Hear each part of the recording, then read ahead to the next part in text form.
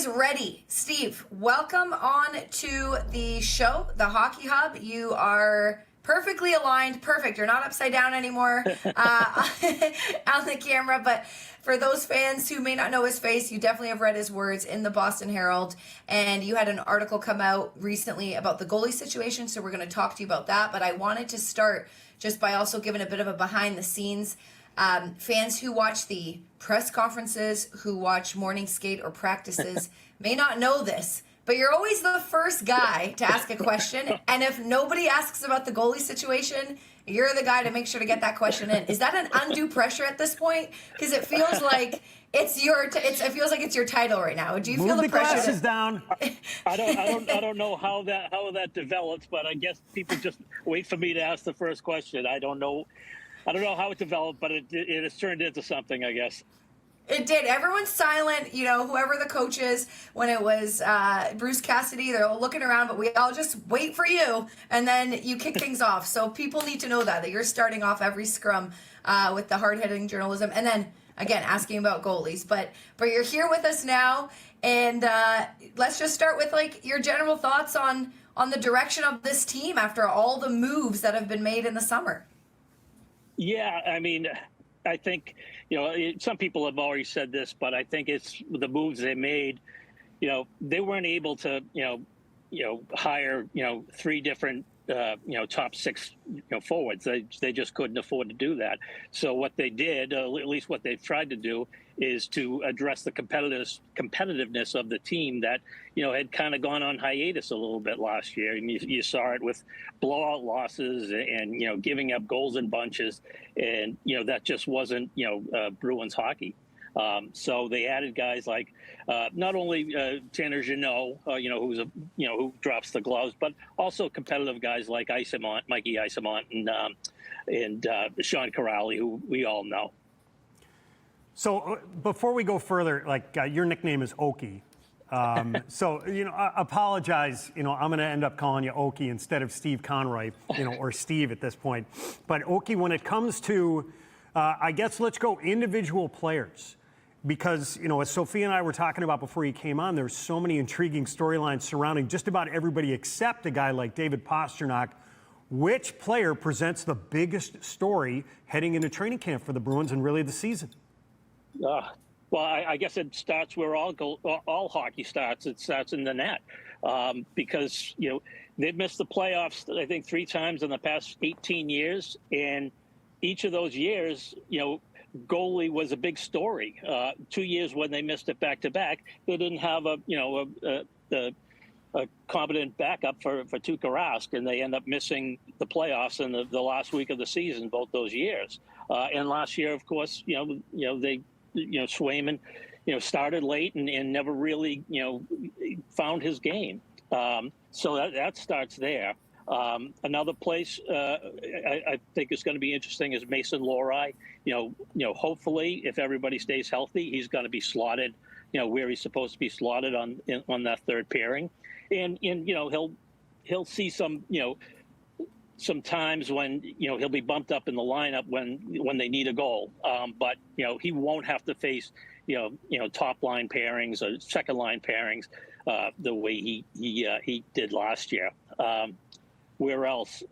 We'll see where Elias Lindholm's game is. In retrospect, you can tell that he had a back injury to start last season because he was very, slow to join the battle. He did not play like he had played when he was at his best with Calgary. But he improved as the year went on. And we'll see where his game is, if he can be that top line center in between Pastrnak and Morgan Geekie. But, Okie, one of the names that you did not mention was a guy like Charlie McAvoy. And some of the quotes, well, sure. I want to get to one of the quotes that he had mentioned, and it was right after he started to make his first public comments coming back from the shoulder injury and the infection, and obviously he never even finished the season after the Four Nations tournament. And he talked about that injury. It cost me my sanity in a lot of ways. But when it comes to the leadership group, and you talk about, Jeremy Swayman, obviously it's a really apropos point when it comes to the way this team defends. Isn't a guy like Charlie McAvoy, when it comes to the way they defend and the foundational core of this team and what the leadership is like, wouldn't he be the biggest story? Well, he's one of them.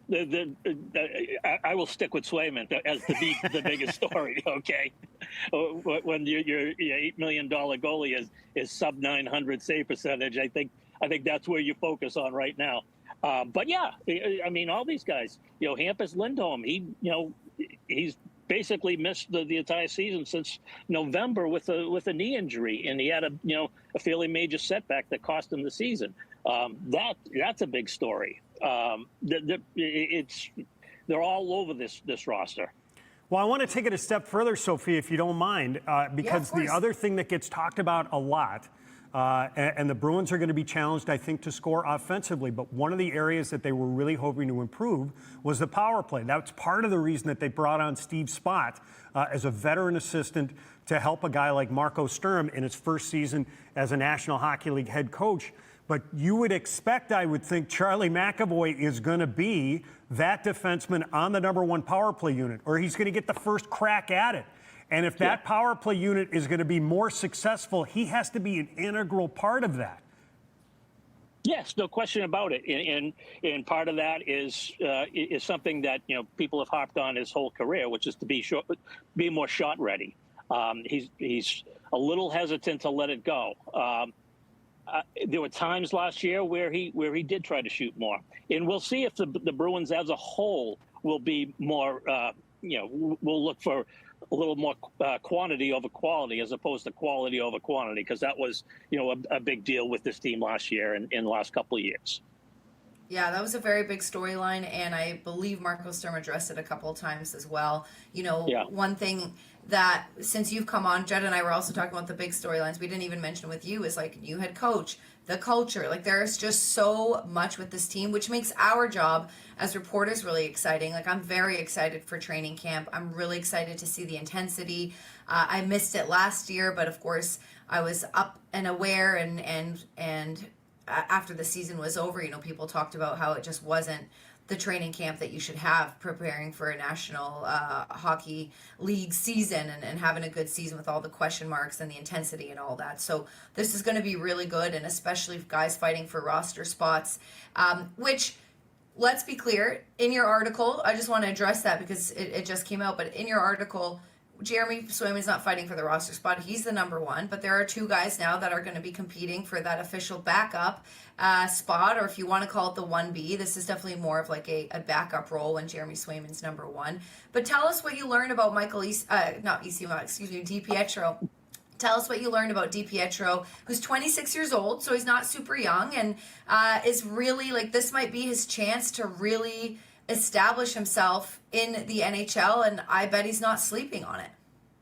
Yeah, well, he's got a 2-year deal, which is one-way deal, which is good for him. It's going to be interesting to see how much time he's able to get in preseason. There are only 6 games. I know that people complain about how many preseason games there were, but this is a season where the Bruins could probably use one more of those, because there are a lot of guys that you want to take a look at, like the Blumel kid that David Pastrnak basically recruited to come into the organization. But this is he's an interesting guy, and if he has a good training camp, and Korpisalo has a good training camp, who do you look to trade, and who has more value? Because 3 goalies just don't work. And if you send, I would bet you could get Korpisalo through waivers, but I'm not sure you can get the DiPietro through waivers, because he's only making $800,000, and Korpisalo is at 3 something. So I think you could get Korpisalo through waivers, but I don't think you can get DiPietro through it, unless he has a really bad camp. Then maybe teams don't bite on that. But it's an interesting situation for the team. Let's play that forward, though. Let's say that they send Korpisalo on to waivers or make him available in a deal.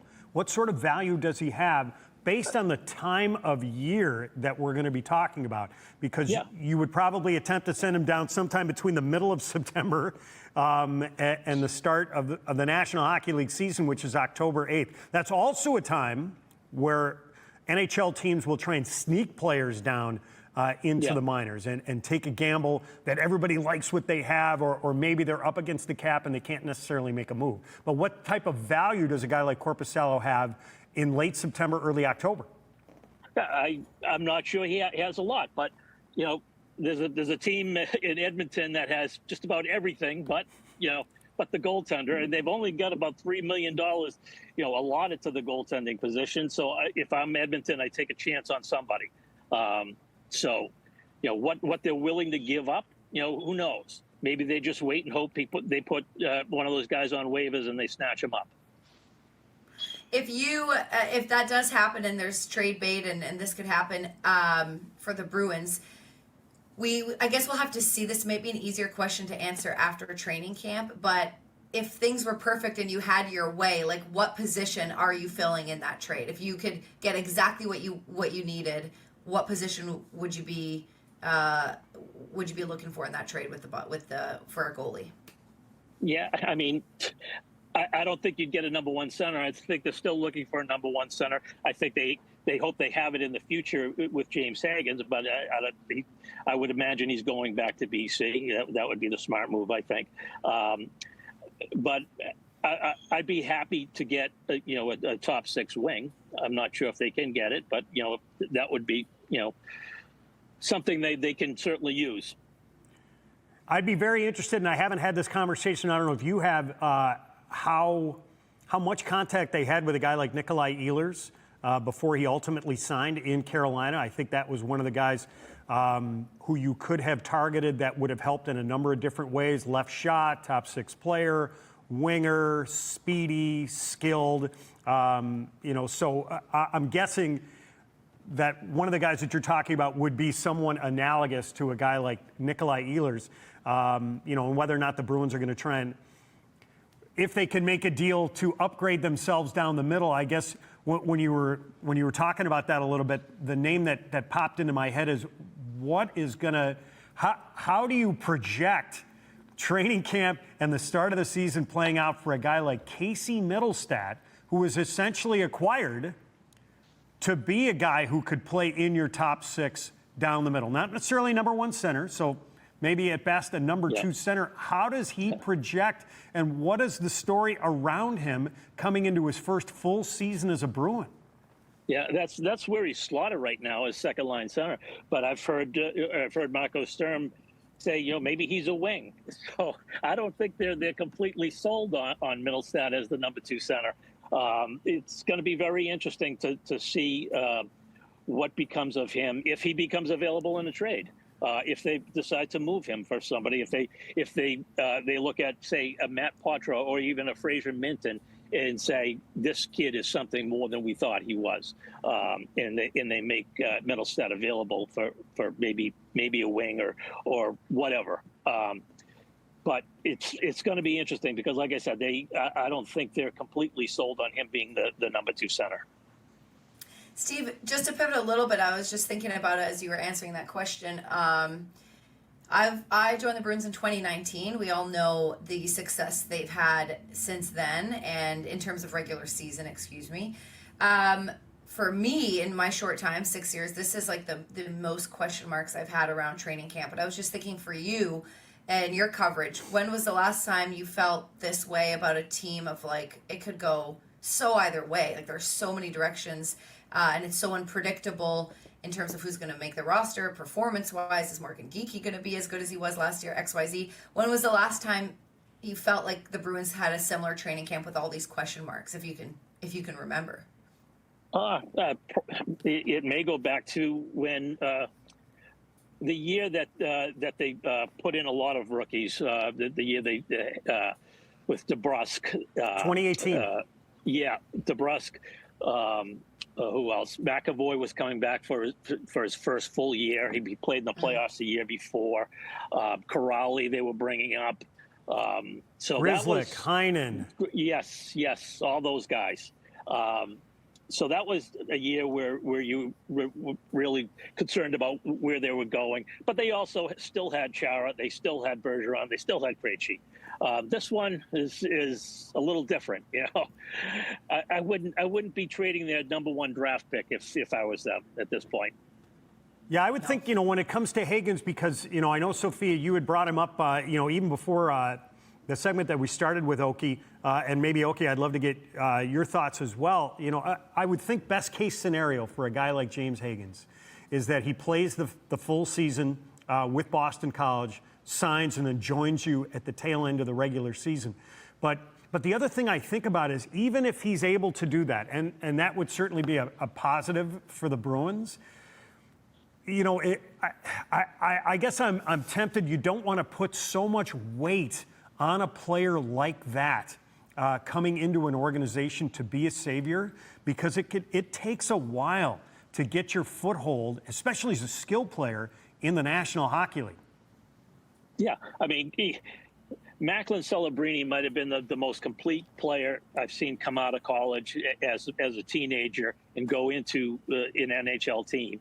And what did he do for the San Jose Sharks? Did he change their fate at all? Not much. No, it takes some time. So yeah, and I don't think, and Hagens did not have the kind of year that a Celebrini had as a freshman. He's a little younger than Celebrini was, but there needs to be some patience here with this kid. He may be, his ceiling may be as a #2 center. Who knows? Right. And the numbers that I think about, because one of the names that gets associated with a guy like James Hagens is Jack Hughes. Now, Jack, the year that he came out, he was first overall, but his numbers, now remember, he was an 18-year-old, and I'll give you these numbers because it's just an example of how long it can take. So the first year, he comes out as an 18-year-old, 21 points in 61 games. Then at 19, 31 points in 56 games in that shortened season. At 20 years old, that's when it started to kick in for him, when he had 26 goals, 56 points in 49 games for the New Jersey Devils. But there are a lot of guys. I think of a guy like Matty Beniers when he came out, and he was a higher pick coming out of the University of Michigan for Seattle. Had a great, when he came out, I think he had maybe like 9 or 10 points in his first 9 or 10 games in the National Hockey League. Won the Rookie of the Year award, and then took a step back for that Seattle team. So I guess where I'm trying to go with here is, listen, I think it's great that the Bruins are able to add a guy like James Hagens to the organization, but it may take a while, and it may require some patience to get there. Yeah, no question about it. He's, and you go to Jack Hughes, and I think Hagen's just a little bigger than Jack Hughes is, but Jack Hughes has already taken a lot of wear and tear on that body right now, and I would not subject James Hagens to professional hockey at this point in his physical maturing. Steve, and speaking of maturing, I just want to add in, you obviously had a chance to be there around development camp, but I found him very pleasant, easy to talk to, confident with reporters, and that was nice to see, because sometimes it takes a while and is part of the adjustment. But I do want to talk about the youth movement, because Judd and I kind of left it on that before we had to send it to break. Like, I'm just so curious to see how Matt Patra, Fabian Lysell, Fraser Minton end up looking. I remember how excited I was in preseason games when we were still trying to figure out if it was Patois or whatever, how to pronounce Matthew Patra's name. But, he had these like cerebral plays and these no-look passes, and we were like, oh my God, this is amazing. And then obviously now he had an injury and then took some time to develop. Is this the training camp that, at least for Lysell and Patra, is, I don't want to say make or break, but is this one of the most important ones of their lives? For Lysell, yes, I definitely think so. He's got an uphill battle right now. He showed some flashes last year when he was able to come up and play, but they were few and far between. He's obviously got some skill. He did make one play that really stood out in my head, and I can't even think again who it was against. But he's got skill. He does not have size. He has a hard time getting into the inside ice. So this is a very important year for Lysell. I'd like to see him, maybe get to Warrior in Brighton, maybe a little earlier in the off season, sometime in August, but I don't know what his schedule is. And Matt Patra, I think I'd still be pretty patient with him. but he's shown a little more than what Lysell has shown so far. He's got to learn to avoid the big hits and things like that. He's not the fastest guy in the world, so he's got a few things to learn. But I'd still be pretty patient with Patra. But Lysell, it's getting on. Do you think Patra can play wing? I don't know. I don't know if he has the size to do it. I would think he probably can. It's, usually centermen, they're centers because they were always the best player on all their teams growing up. And there's so many guys, come in as centermen and get moved to the wing. Like Phil Kessel, he came in as a centerman. He was quickly moved to the wing. So yeah, I think he could probably play it. He's got to learn to maybe take a hit or two from the big defenseman pinching down. But I think he probably could play it.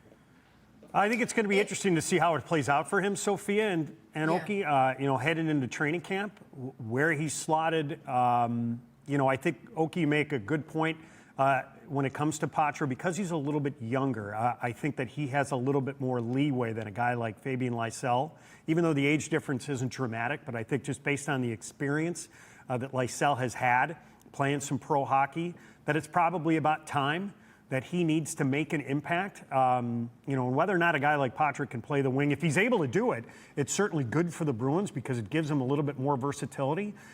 He certainly has the willingness to go win battles along the wall. Whether he's able to stand up to that, that's another matter.